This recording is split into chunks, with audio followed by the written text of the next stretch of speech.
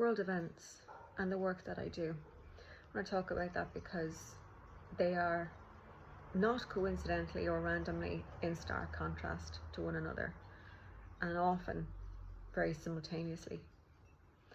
So I'll give you a few examples if you haven't been following my work. The day that I was up in Babaji's cave was the 7th of October 23, when the current conflict in Israel and Gaza was initiated.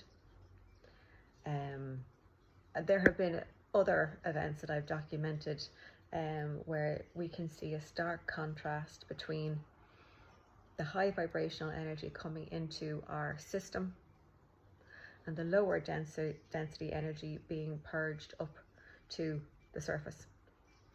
I always use the analogy of like a glass of water, and imagine at the bottom of the glass there is sediment, detritus, muck, and you come along and you pour fresh water into the glass and it'll kick up all of that muck so that you can see it.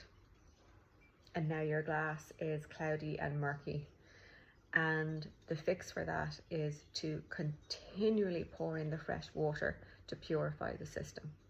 And that is one of the best analogies of the work that I do, that I am just a cell in a system, as we all are.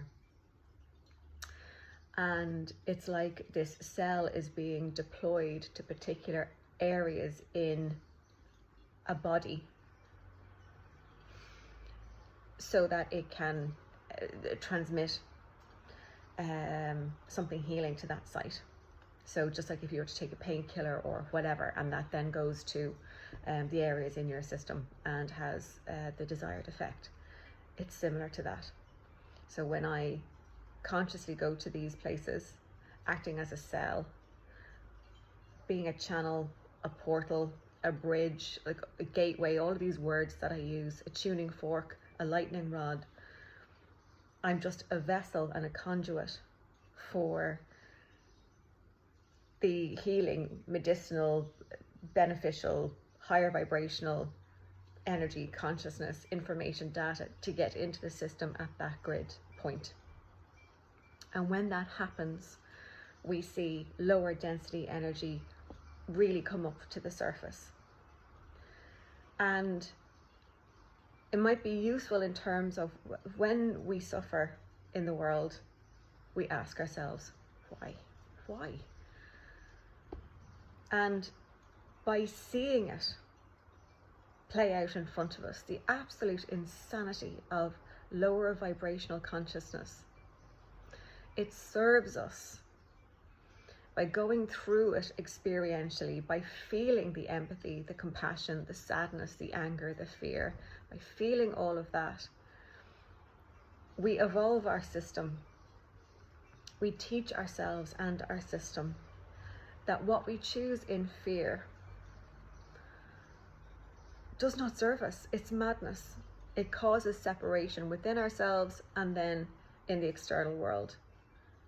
And when we can learn that by choosing separation, we are putting ourselves outside of love, of abundance, of peace, then we evolve with the will and the wisdom to choose unity and love and what is contrary to fear and separation. And it is through that evolutionary process that we will build a world anew. But we cannot just know it on an intellectual or conceptual level. It'll have to take us really feeling it, not just knowing it, feeling the depth of what it is to be separated and how we can choose other. And that is this is evolution. This is what it looks like. And if we don't actually choose through our own will, love and unity, and if the universe is assisting us in that evolutionary process, the two biggest ways that it can achieve that is through conflict and through illness. And so even when you look at the world in the last even 5 years, global pandemic, escalating global conflict. And these are two of the biggest ways that we evolve our consciousness. And so I just wanted to hope, and I do hope that that gives a context to help someone understand why the world is looking the way that it is. But we are going somewhere with this. There is going to be an escalation of conflict, of tension, of suffering, but it will be a temporary measure, because we will flush the crap out of the system and get to the other side of purity. It is a process, but in that process, know that, you know, you don't want to focus on the muck. Feel it, see it, know it, go through it, but just, it's the realization that we are the pure water, and it's holding the vibration of that. That's important. I had a couple of synchronicities yesterday, and well, a lot. But I was on a ferry to Morocco, and look, there was a whole thing over seating and big groups of like Asian tours and all that type of thing, and I selected a seat on the boat, and when I looked at the number, it was 139.